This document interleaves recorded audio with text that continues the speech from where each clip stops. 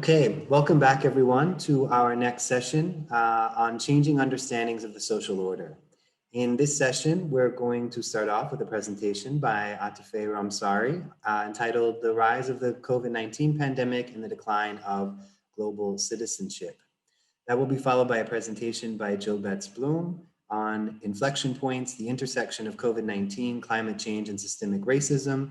And our third presentation of the day will be Dinur Blum, Stacy Smith, and Adam Sanford, and their presentation on toxic Wild West syndrome, individual rights versus community needs.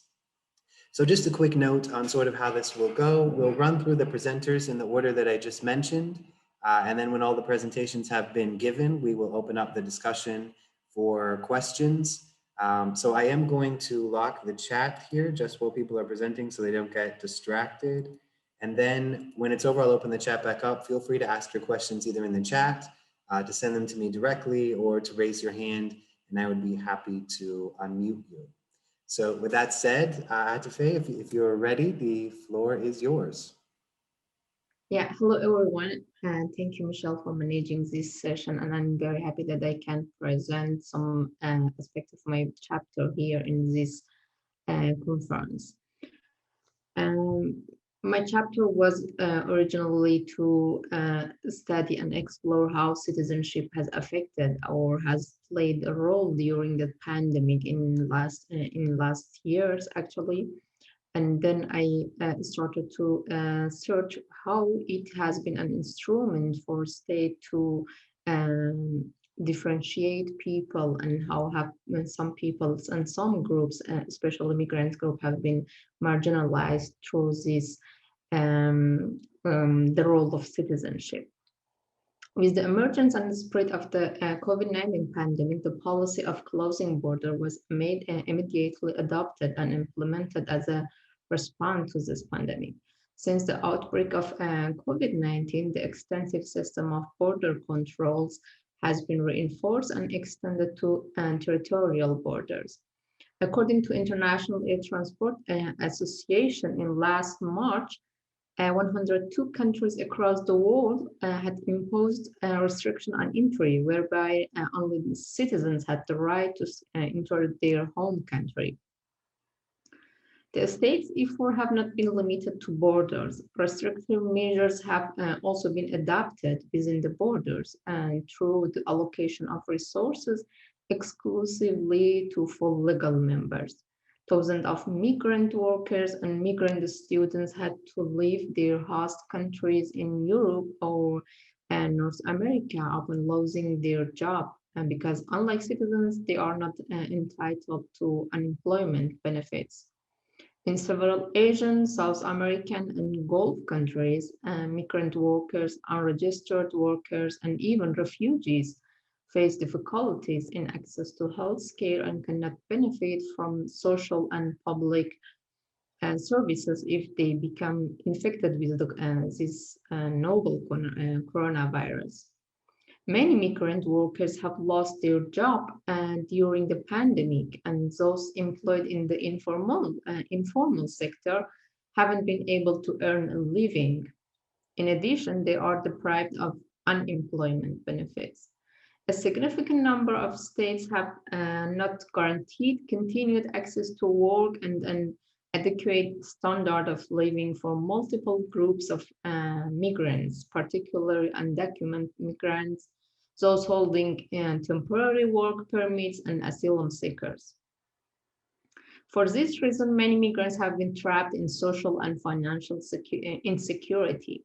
Furthermore, their position as migrants complicates the process of improving their condition.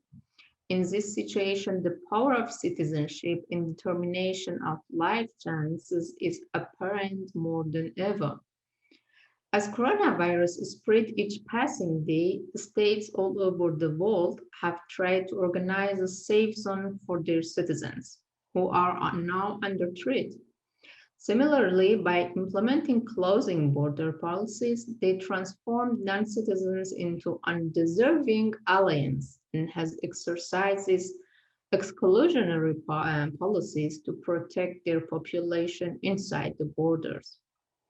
The enactment of closed border citizenship policies, either as an international action or as a measure to protect society, is a symptom of a deeper systematic problem, translating into further vulnerabilities for those who are considered not to belong to the community.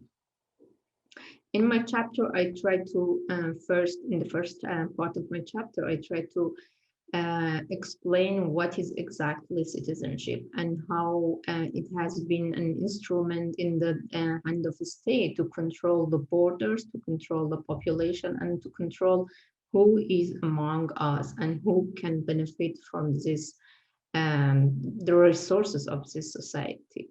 And in the second part, I try to explain how the different dimension of citizenship can contribute to marginalization and differentiation of people. We have in the citizenship studies and in sociology and political science in last years, there is an inclusive and a huge tendency in citizenship, which were an ascent during the past few decades. These tendencies in citizenship to say, yes, we have global citizenship, and then every person in all around the world are equal and have the access to equal resources, came to decline due to the restriction imposed in the context of the COVID-19 pandemic. Recent approaches such as post-nationalism, transnationalism, or maybe the nationalism have suggested that citizenship has become increasingly deterritorialized under the influence of globalization. It means that according to these approaches, we don't have anymore, we don't have this state and nation borders, and now we have a global citizenship that can support everyone in every corner of the world.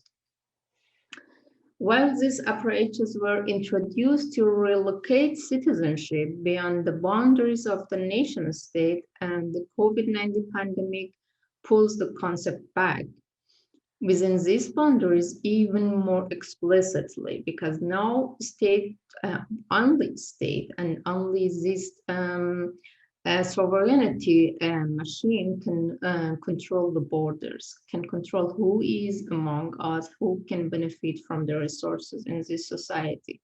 So citizenship was the best choice, the best mean for a state to control who can come in, who can benefit, and who can get the medical treatments, who can get the resources, and who can be, maybe in the last months, as we can see, who can be benefited from the vaccination. After 1 year of the pandemic, the exclusionary side of citizenship is coming to the foreground more than ever. We can see that citizenship relation to territory has re-emerged and become more apparent due to the crisis. During the pandemic, the transformation of rights and obligations, and more importantly, how a person is recognized and legitimated and entitled to possess such rights and obligations, have become issues of heightened concern. We can see that in these last months, it was really important to know who is the best or legitimate person to get the medical treatment, who is the legitimate person to get vaccination. And through this differentiation, we can see that some people are all over the world, we can see there are two categorizations: who is among us and who is them, and who is not from us. So who can benefit from our resources, from our hospital capacities, from vaccination, or from unemployment benefits. And so there is a universal discrimination. People who can settle in this community and who can benefit from it, and others are outsiders and are not legitimate to use resources. The significant discrimination generated by citizenship since the onset of the pandemic once again revealed the importance of rethinking the concept of citizenship, its conditions and nature and impact it has on the lives of the individuals. Citizenship has been the differentiating structure by which desirable subjects of rights are defined and entitled based on legal membership in the national community.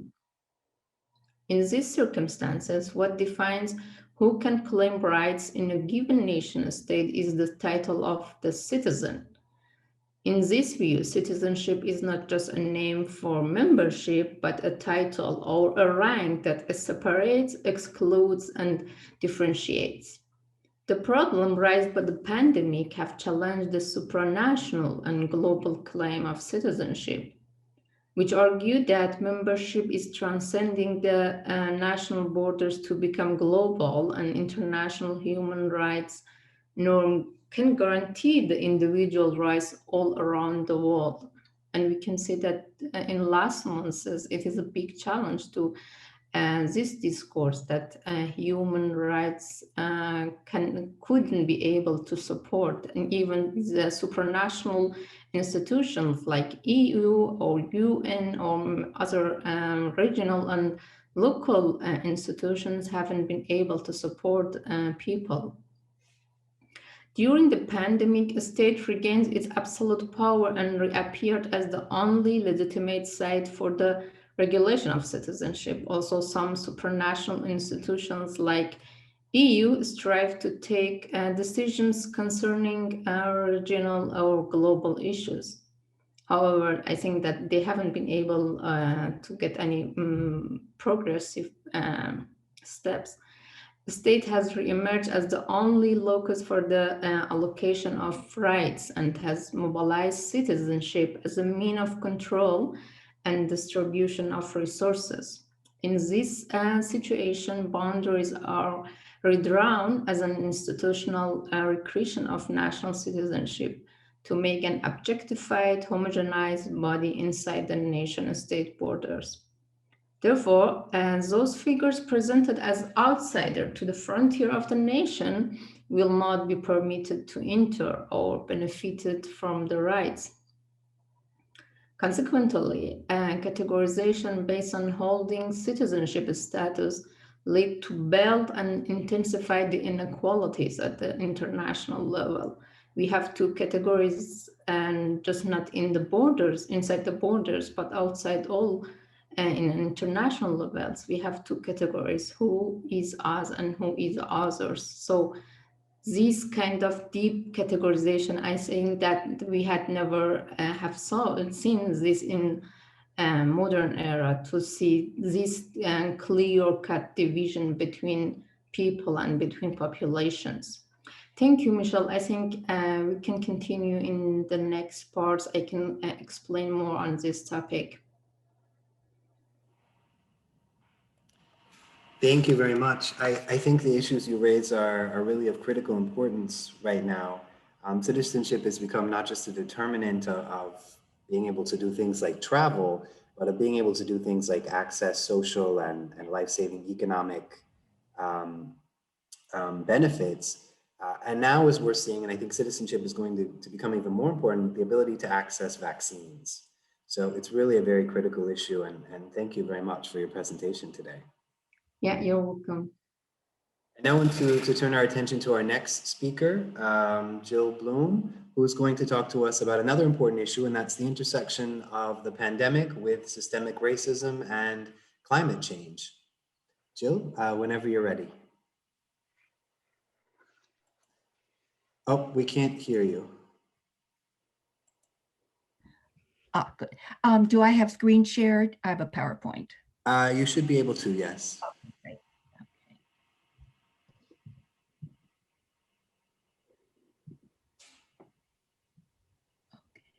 There we go. Yeah, we can see it. Right.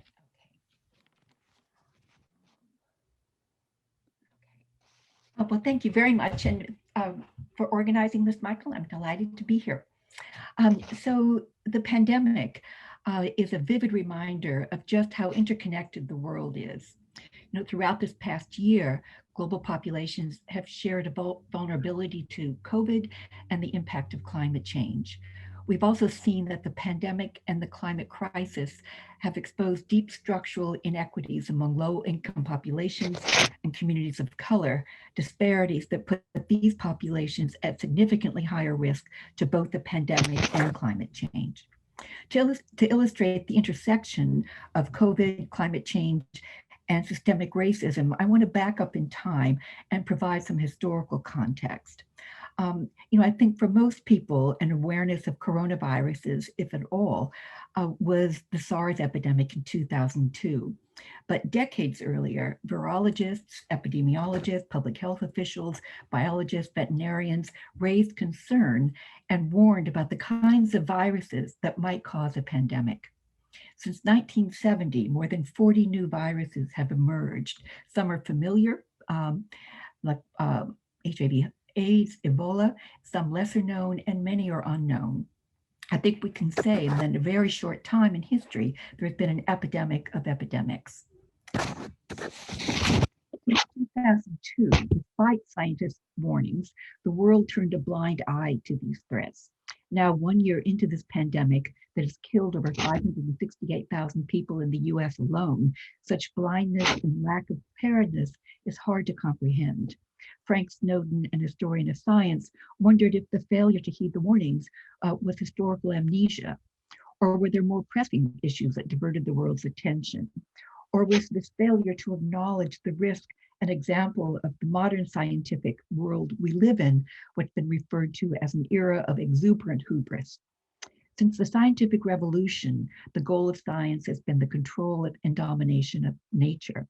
But contouring nature to human wants and needs has consequences, and COVID is one such consequence. COVID, like all pandemics, is not an accident.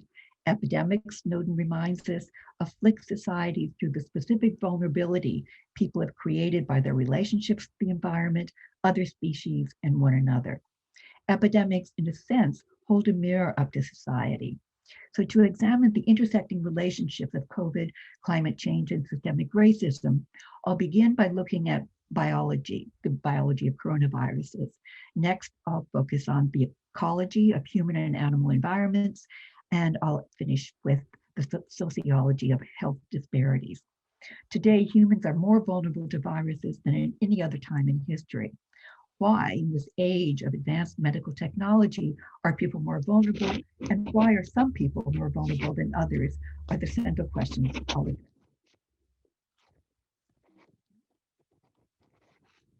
So to begin with biology, and just some facts and I'm assuming that much of this will be familiar to people, but a virus is an infective agent or a pathogen that multiplies only in living cells of humans, animals, plants, or bacteria. Viruses are technically not living. They require a host, a living cell to reproduce. Viruses are small, 1/10 the size of a bacterium, and I think it's commonly known that antibiotics are ineffective in viruses. So the tasks for a virus, one task is how to get from one host to another. The second is how to penetrate a cell within the host. The third is how to commandeer the cell's machinery to reproduce itself. And fourth, how to exit one host, enter another, and survive. And zoonosis, an interesting word that has become, I think, more common today. So a zoonosis is when a virus leaps from a non-human to a human, causing mild to severe symptoms or death. In 2012, a leading science writer said zoonosis is a word of the future, destined for heavy use in the 21st century.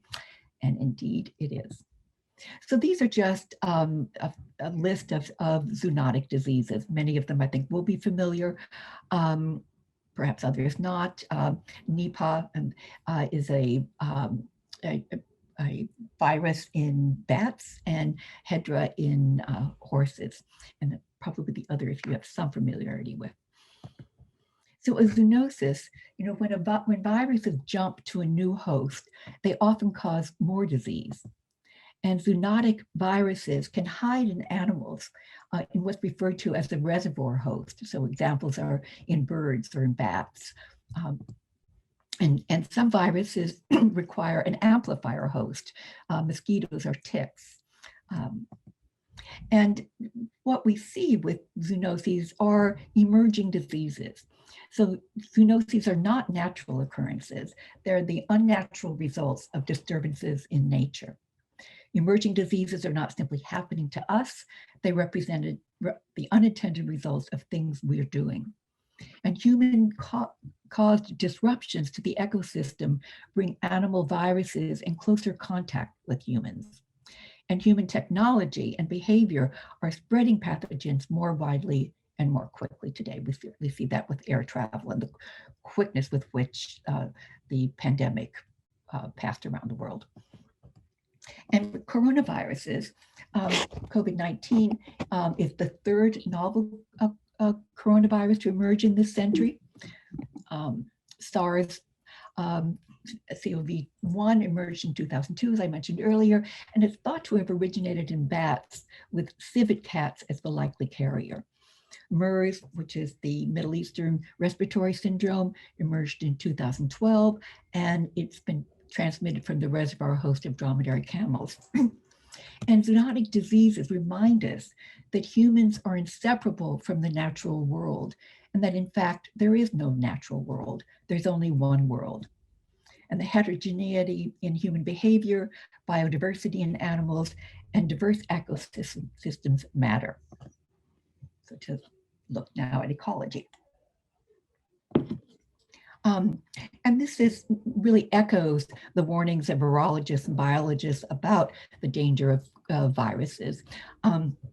Jonathan Foley says, as a climate scientist, it's disheartening to witness world events unfold as they have. The clear and precise warnings we scientists have made about our planet's changing climate are materializing as predicted. And so climate change affects not just weather patterns, but ecosystems, ice sheets, cities, health, safety, and security.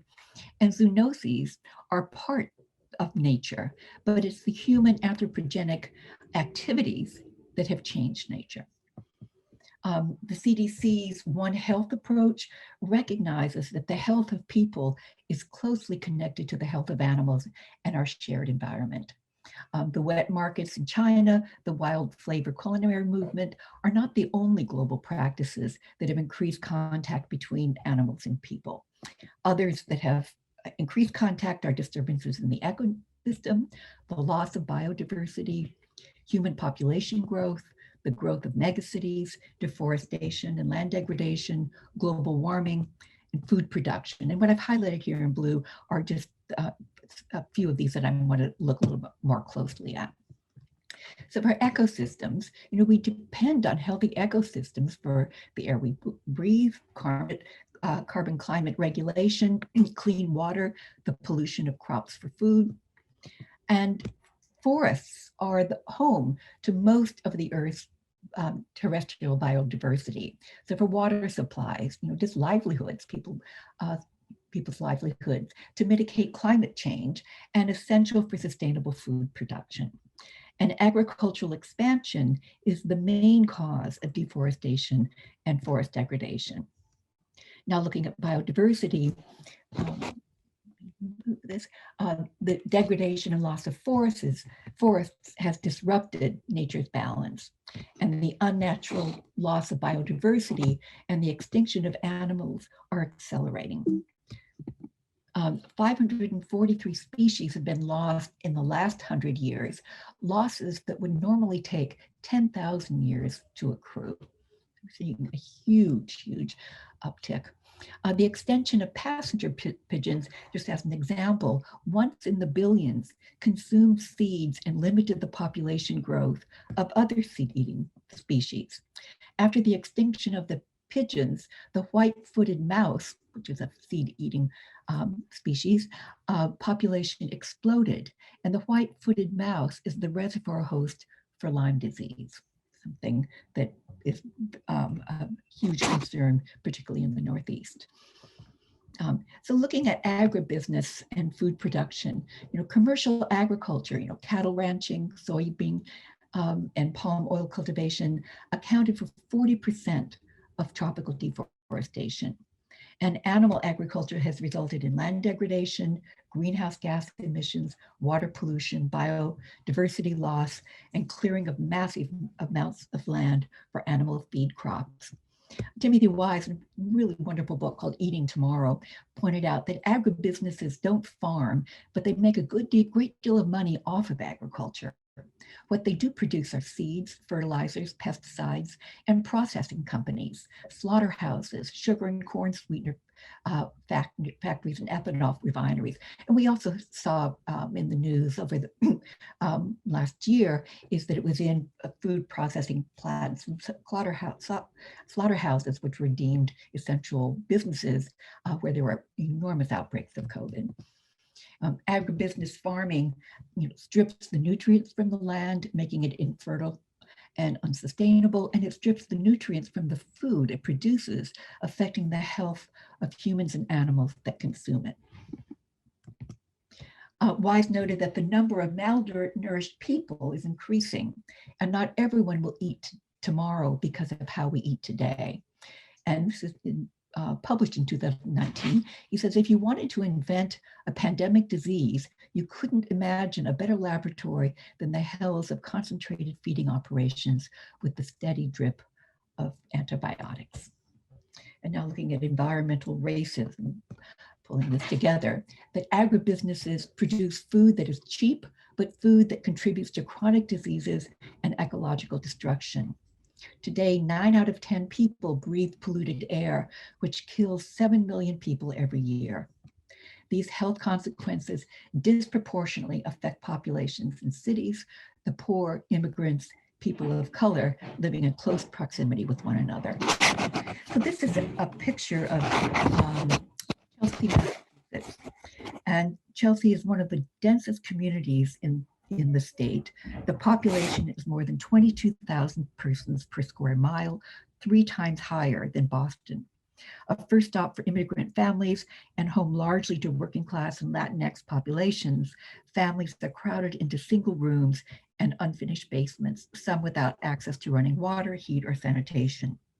Among Chelsea's employed population, approximately 80% work in occupations deemed essential, significantly higher than the statewide percentage.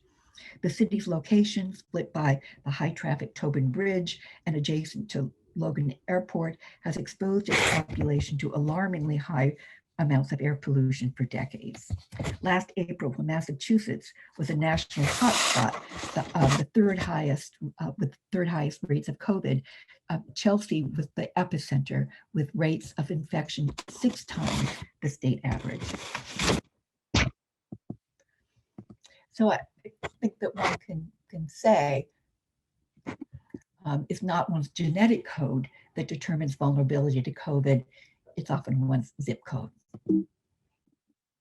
COVID serves as the magnifying glass that helps us see some long-standing shortfalls in health that have existed for centuries. Historically, people of color in the US have lived sicker and shorter lives than white Americans. The disproportionate impact of COVID on low-income Black, Latinx, and Native Americans brought these inequities into sharp focus.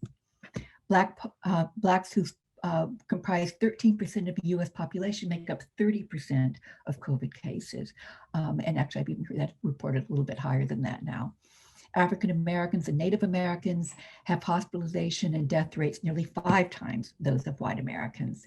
And Latinx populations have hospitalization and death rates nearly 4 times those of whites. And looking at environmental racism and COVID, that the stark disparities that put people of color at higher risk are access to healthcare and underlying health conditions, living and working conditions, and structural economic disadvantages. And the disproportionately high incidence among marginalized populations vividly illustrates the intersectional impact of exposure to high levels of environmental pollution, food insecurity, and persistent health stressors. So just quickly looking at some underlying health conditions, that people of color are at higher risk due to diabetes, obesity, asthma, and hypertension. People of color are more likely to be uninsured and to lack access to healthcare, testing, and treatment for COVID. And just to look at somewhat of a flow chart, that African Americans are 60% more likely to be diagnosed with diabetes than white Americans. If you go to the right, which is related to the biological risk of weight around the abdomen. And then directly down on the left, two significant contributors to obesity are an unhealthy diet, lack of physical exercise, and neighborhoods are food deserts with limited access to affordable nutritional food, and neighborhoods lack sidewalks, exercise facilities, and limited green space. Access to nature was inextricably linked to wealth inequality because deprived communities have fewer natural environments within reach. And the dynamics of health, nature, and well-being is an under-recognized healer. People of color are more likely to be exposed to higher levels of pollutants related to asthma and other respiratory diseases. And the prevalence of hypertension among people of color is related to consuming foods high in fat and salt, processed food, known to increase blood pressure, causing hypertension, all of which heighten vulnerability to COVID. And then living and working conditions, quote, the first thing to point out is that the racialized class and occupational structures of the US are to blame for the fact that many people of color are far more likely to be exposed to COVID. Unemployment, underemployment, and work in service industries put people at higher risk for exposure to COVID. And it's really impossible to separate the health from institutionalized systems of racism that affect economics, employment, housing, and determine access to resources.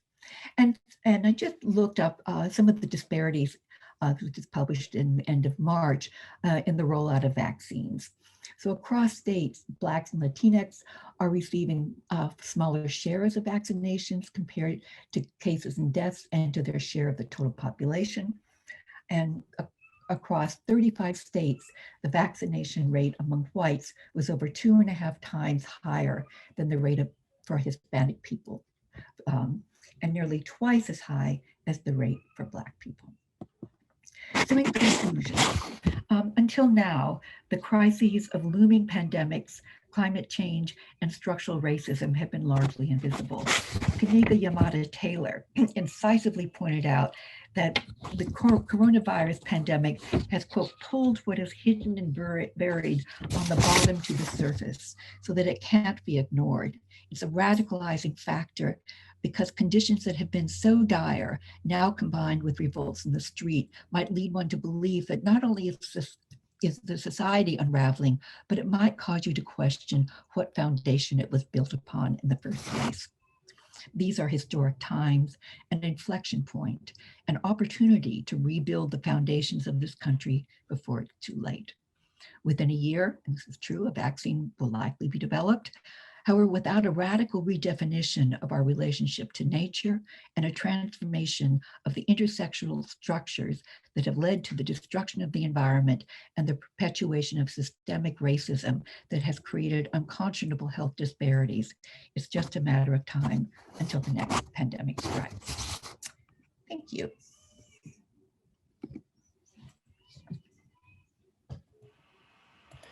Thank you, Jill, for that really informative presentation. You bring up so many very important issues, and I really like the way that you lay out that it's the importance of the environment in all of them. And it's not the natural world, it's not the physical world, it's one world that we're living in. I think that's so important to remember. I always tell my students, I'm admittedly not much of an environmental sociologist, so it's a bit out of my realm, but I always tell my students, all of this sociology and equality stuff that we're talking about is obviously really important, but if we don't have a planet to live on, it becomes almost irrelevant. So that's really a very critical issue, and thank you for bringing that to our attention. I now want to turn our attention to our next set of speakers, Dinur, Adam, and Stacy, who are going to share what I find an absolutely brilliant concept. I'm really looking forward to hearing this again on the toxic Wild West syndrome. So when you're ready. For sure. Thank you for having us. If there's one good part to this pandemic is that it's allowed me to work with some really outstanding and hardworking scholars in Dr. Smith and Dr. Sanford. And in the early days of the pandemic, which seem so long ago right now, we started seeing protests pretty early on around April and May. And you can see people were unmasked, social distancing was not a consideration. Whatever the CDC said, they weren't doing it. And a lot of these protests had themes of being free, not being afraid of a virus. And before too long, we saw these messages get amplified and transformed into messages of violence. You can see you've got people carrying heavy weaponry out here. There's Nazi imagery that people went to really, really quickly. This was in Michigan at a protest. And so we were trying to understand kind of the nature of these protests. We were trying to understand, why are people protesting something that is designed to save lives? And one of the things we noticed is these protesters are presenting themselves as being local. They belong to the state, they care really deeply about the economy in the state. But investigative reporting said these weren't natural grassroots social movements, these were bankrolled. These were what they call astroturf movements, where someone is paying people and moving them from state to state to protest in order to give the impression or the image that there are a lot of angry people who are upset about states shutting down in order to prevent the spread of COVID. And we've talked about being cynical sociologists. I'm Jewish, so being cynical is an extra cross to bear. And we got frustrated, and we at first called this toxic cowboy syndrome. But we know that setting really shapes behavior. And so where do we see toxic cowboys? In the toxic Wild West. So we tried to turn our attention a little bit more to the setting. And we describe this toxic Wild West syndrome both as being really hyper-individualistic, this emphasis on individual rights at the expense of any community obligations, any responsibility to people we might live with.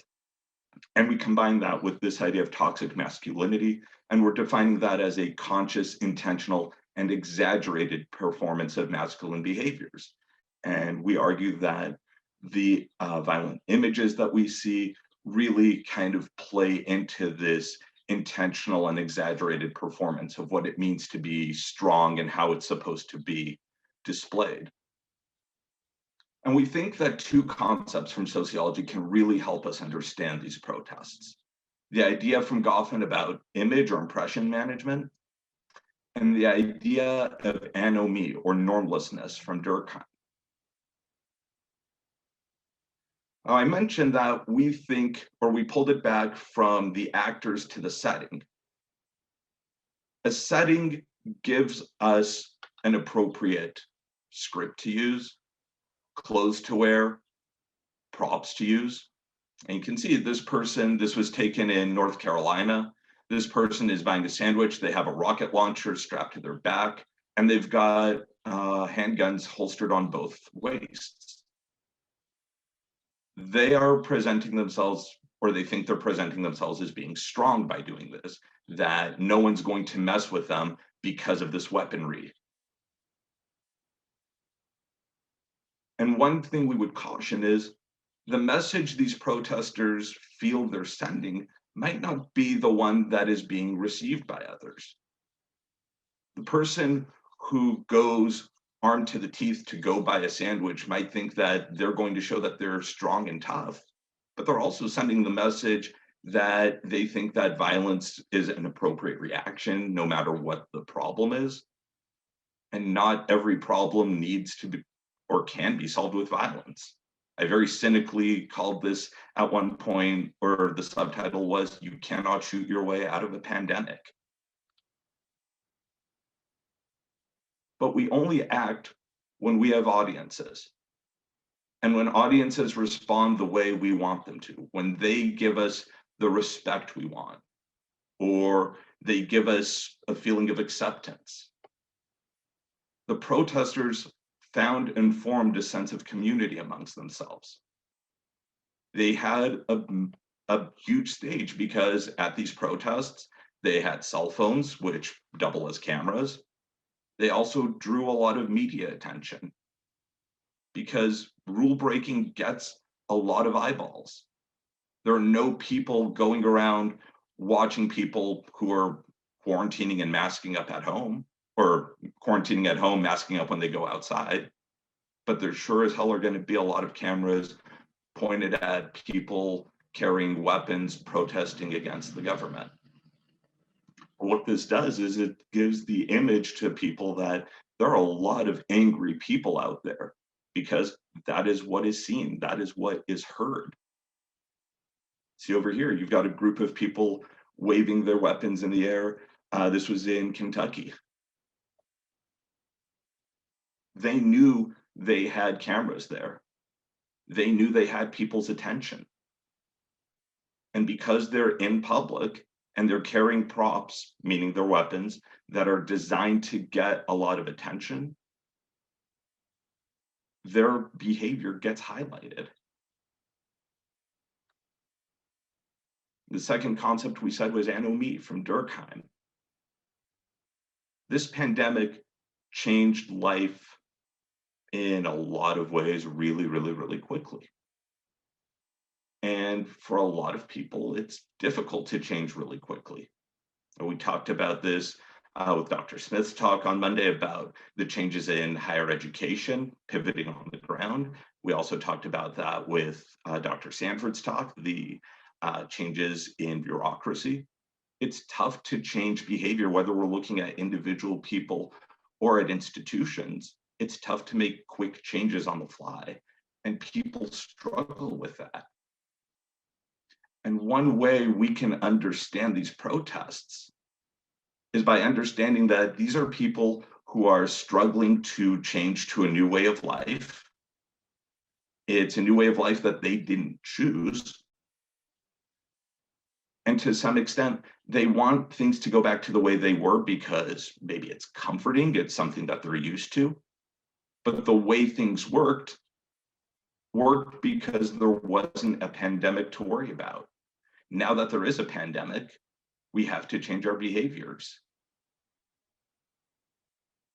But changing is tough. It can make people feel really, really powerless because what they knew, the way they went about the world, now doesn't work for them. And part of this toxic Wild West syndrome, part of this holding on to the way things used to be, helps give people a sense of stability. It helps them make sense of the world. It helps them feel more powerful. And now that I've probably depressed the hell out of everyone on this Zoom chat, what can we do so that toxic Wild West syndrome goes away in the future? And the long-term answer is there's got to be long-term socialization. And that starts from teaching children from a young age that violence is not an appropriate response to life's problems. But it also means reinforcing these rules, reinforcing these ideas throughout education so that it's not something that a child learns once and that's it. It's something that's consistently reinforced. And that means teaching people to see themselves not just as individuals, but as parts of a community, as parts of a whole that go together. And I'd like to end with a thought that I always offer with the research I do on mass shootings. And that's this idea that the world does not need more heroes.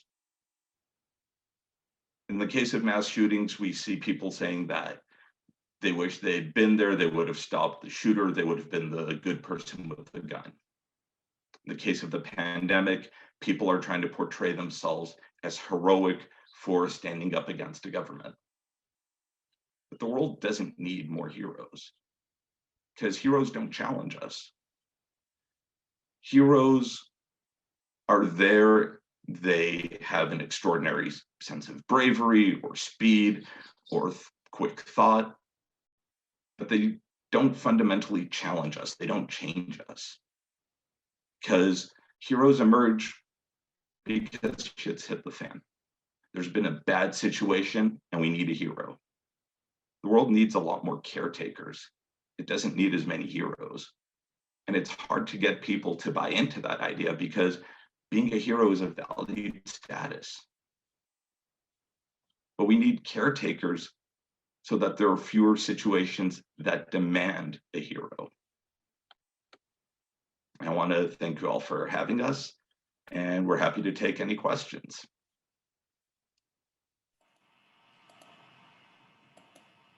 Great, thank you. I've just turned on the chat now, so folks in the audience, if you have a question, make sure I've turned that on. Yes, I have. Feel free to either raise your hand and I can unmute you, or to type it into the chat box, either publicly or send it to me, and I'd be happy to relay those on. I'm going to pitch out the first question while folks are thinking and typing away, and it's for all three of you, all three of the groups. Do you think that these changes you've talked about are something that's here to stay? Are these permanent changes? And if the changes themselves aren't permanent, will some aspect of them linger on with more permanency, hoping that there's a day when the pandemic is behind us?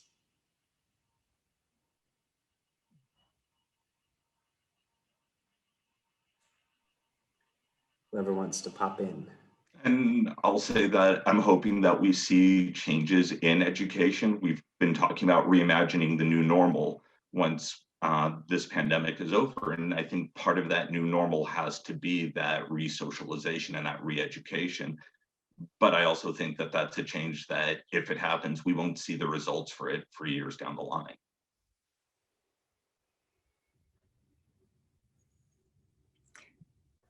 I would just add that, I think we hear a lot about, COVID fatigue, and that people are just, really chomping at the bit to get back to normal. We hear a lot of talk about, well, it's not going to be the old normal, it'll be a new normal. I think we'll have to see. I think the impatience right now is really, and people just want to put this behind. And I hope it doesn't become something that, I think there are many things that, that can be learned. And it is, and as I talk about, an inflection point, this is an opportunity. And I hope that some things will continue, and that the transition back isn't as, impulsive but it gives us pause. I'd also like to weigh in where Dinur was talking about how, people, we want heroes, but what we need is caretakers. Caretakers implies a longer term thing, people who just show up and take care of things and do their job. And, and I'm thinking about what I said in the chat earlier in the previous session. A lot of disabled people were told, oh no, you can't work from home. Oh no, you can't do this. Oh no, you can't use video conferencing. You have to come to meetings, right? No, that meeting can't be an email. And then the pandemic happened and suddenly we could do all those things. Mm-hmm. And I think, I'm thinking of a science fiction story that I read once where this gigantic disaster forced people to slow down, where it forced people to realize that workaholism, that having a child who has a perfect 4.6 GPA because they went to all the AP classes, maybe isn't as important as caring about your fellow people. Maybe that's more, what I'm hoping we will see is that, as Jill just said, and as Dinur was talking about, that we do not see a return to the fast-paced boom, boom, boom, boom, boom economy and the fast-paced, everything has to be done fast now society, that we take the chance here, this forced slowdown, to maybe slow down permanently and not have to rush everywhere and not have to, how many type A personalities really needed help? All right. There was a joke going around early in the pandemic, introverts, check on your extrovert friends. They're not doing well. For the first time, the introverts were the ones whose normal it was, to stay home and interact with people through a screen and be able to shut them off. I think that if we can, we should encourage society to maybe remember that during the pandemic, people calmed down. That during the shutdown where we had to stay away from everybody to not communicate the disease, we also were enforced to slow down. And there are some people who were absolutely freaking out about that. We need to be busy every day. And I know I'm talking too much, but I really am hoping that the longer term effects will be, we don't need to be, on fast forward 24/7, 365. Maybe we could reduce that. Maybe that meeting can just be an email. Right. And can I add something, Michelle? Please do. Answer to your question, I think that yes, absolutely, we will go back to normality, that we call it normality, but we can say that in regarding the borders and boundaries, I think instead of the states, instead of putting their efforts to making a joint cooperation to tackle this situation, they are going back to their national basis. There is a match between states who can get better vaccination, who can get can control the borders, who can make a safe zone for its citizens. So we can see there is more efforts in a national level. So I think that in next years, we will see these efforts more in national levels. Unfortunately, in international level and in regarding the boundaries, these national level and national boundaries will be more highlighted, as we see that we have seen in last months, is that borders have been controlled and citizens and the status of citizens have been really emphasized. So in next months or maybe in next years, we will see more such kind of boundary making processes, that who is vaccinated, who is coming from which country, and are you vaccinated, are you getting medical treatments, have you been coming from a safe zone, or from which region are you coming. And these kind of boundaries have been really created, or maybe they are more emphasized. And I can see that in next years, we will be witnessing such kind of boundary makings. But it's, I think, a period that national citizenship, it's more complicated. And unfortunately, I don't see a really clear perspective on how international institution will work in this case. It's very interesting. I'm going to follow up with a question for you, Atefeh, and ask, what do you think the potential impact might be on sort of these supranational regional organizations? I'm thinking specifically of something like the European Union, where the pandemic Brexit was already causing it to some shadow to fall over it, but the pandemic and sort of the arbitrary border restrictions and suddenly this retrenched nationalism has cast even more doubt, let's say, on the future possibilities of the EU. I kind of wondered your thoughts on that. Yes, in last months, as I was just following the news to know how people think about the EU and how, for example, a supranational institution like EU functioned in these cases. And I can see that in many cases, people are just against this kind of institution, because they think this kind of regional or maybe global institutions haven't worked enough, and they have been in some cases they have been an obstacle, and as people, as some especially right-wing people, political thoughts, they think that this kind of institution have been an obstacle to making decision in the best time, in the best situation, because in EU, when the process in EU goes to decisions in EU go so slowly, and they are deciding for every country to make a joint decision. But when the national level, the states want to decide, they will be really quickly, and decision will be made really quickly, and the measurements also could be imposed quickly. But people, there are many scholars and maybe many people, they are against the function of this institution, and maybe they will be weakened in next steps in these cases, especially because there are many I think there are many protesters also. I can say that in every city in I'm in Germany, and I see that many people are against these kind of decisions making processes and against this regional institution, and they see as the barrier to their safety. Yeah, that's an insightful answer. Thank you for sharing that. I want to target a question. It's a question slash request, really, at Dinur, Adam, and Stacy, on if you've thought of a corollary concept with the toxic Wild West syndrome.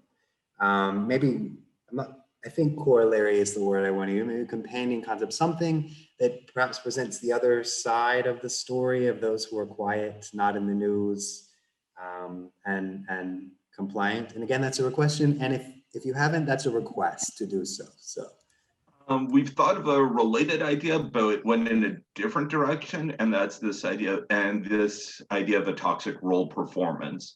So if we've got a toxic setting, we've got toxic masculinity, let's try and define what makes these performances actually toxic, because if we can kind of pinpoint that, we can give more concrete ideas on maybe how to re-socialize, how to teach to deal away with that toxicity, or build in social safeguards against that toxicity from developing. Yeah, and the thing is that it occurred to me and Dinur and Stacy, literally, we were just chit-chatting. And I said, the thing is, this stuff we've been talking about in the COVID chapters, it feels like we've got, some people who are being really toxic in bureaucracies with my thing, people who are being really toxic about, well, I shouldn't have to deal with inequity, and then you've got the toxic, Wild West, and we just kind of hit on this idea that maybe what we're talking about in all three cases is the performance of roles that are toxic. And maybe they weren't toxic when they started, but when the conditions change, and as Dinur said, when you get toxic conditions, then you get toxic performance of roles. I don't know if investigating the people who comply is going to help us understand any more than we already know. There's plenty of work out there on why people go along with what society says. The ones who are interesting are the ones who are the weirdos. Now, I mean, in criminological theory, for example, we had Travis Hershey saying the interesting people are the ones who don't break the law, and that's fine, except that actually wound up being a very limited take on what's going on. And so I don't know how much utility that would have, but I think that diversifying is the wrong word, but generalizing the idea of performance of role in a toxic way, or performance of a toxic role, which is what we've named this proto theory of toxic role performance theory, which we're going to be working on, and we were going to reach out to you about it, Michael, but you just put it in our laps, so let's talk about it. We are thinking we are going to use several different COVID case studies and start working on how the toxic role performance seems to be showing up there, and then we'll develop the theory, and we should talk. But I think that just generally, trying to explain the people who go along with the crowd, I think that's already been done. As they say in law, asked and answered. I'm not sure there's much more we can dig on that beyond, we've got theories that explain that. So I don't know how useful it would be. It might be interesting, but I'm not sure it would actually do anything for us. So I have to say I've read your work, and I think we can get a lot more out of your brains yet. So yeah, we're gonna have a conversation. I'm gonna dig in there a little further. We have I just want to get Heather's question in for sure. So Heather, let me make sure I can get you unmuted here. I think I have. Yeah, okay, I can unmute. There we go. Good. I don't know. I think the idea of, followers and everybody who does it that kind of flattens this idea that there is no level of activity, and there is no chain, there are no networks. And my paper definitely covers this, looking at Rogers' diffusion of innovation and change agents. We had, let's talk about like Fauci versus Trump. And, you know, are you just going to say Fauci is a follower? I mean, Fauci changed his idea. He went from no masks to masks. And then Trump kind of gave a little bit of let's say, lip service to masks, but then didn't end up wearing them until, you know, long after. I think it was June 7th or something, where we first see him at the VA. So I'm wondering about that idea of like flattening, you know, this idea of people who follow into this one superficial sort of group, and then the real interesting and the mavericks are the people who don't. I think there are mavericks both ways, and I would be, you know, like, you know, what makes people go against the grain? This was grand change in the U.S. You're right, and a lot of people became afraid, the normlessness, the what are we going to do? And so there were a lot of different fear reactions, and some people came together and decided to make up where the government couldn't, and other people decided to sort of, I'm not going to say create their own government, but, you know, went through some of the motions to create their own government. So do you really believe that the rule followers, that there's no level, there's no interest there, that it's only interesting for the rule breakers? Well, Michael, first, can I just say that perhaps you should ask Dr. Mello to do that, because she may have a better grasp on it with her particular approach, where, you know, I'm a criminologist and a sociologist, and so is Dinur, and Stacy looks largely at group building processes, like, you know, her dissertation was on the deadheads. And so this may be sort of out of the scope of what I would normally look at. You know, because as a criminologist, I tend to get really irritated with Hershey and say, dude, you know, great. So we're looking at people who don't break the rules. What's interesting about them? You've named 4 things. Great. Can we expand on this? No, there's really, you know, I've tried to expand Hershey. It doesn't work. But I see Dr. Mello's point. I'm not sure it's something that I would want to pursue, because I admit the rule followers for me are not as interesting as the rule breakers. And the ones who are going against what seems like logic and common sense and science really annoy me. So they're the ones that I want to investigate. So it's not that I'm saying it's not a good idea. I'm just saying that for me as a researcher, it would probably not be my first place to go. Well, I will challenge you on that, because the common sense changed. So, I mean, that's what we're dealing with here is yeah, like what caused, yeah, because yeah, I mean, I think I'm gonna step in here and sum this up, just because we're running out of time, and I'm going to invite you both to write companion volumes, and everybody wins, so we can put you in conversation that way. okay. But we do need to wrap it up for now. So I want to thank again our presenters for sharing your wonderful insights with us. Thanks to the audience for the great questions. And I do hope that you'll all stick around, because in about 10 minutes, we're going to have Professor Sari Hanafi, who's the current president of the International Sociological Association, with us. So that's going to be quite an honor. And I hope that you will stay around for his talk on sociology in a post-COVID-19 world. So thanks again to everyone for joining us, and we'll be back in about 10 minutes.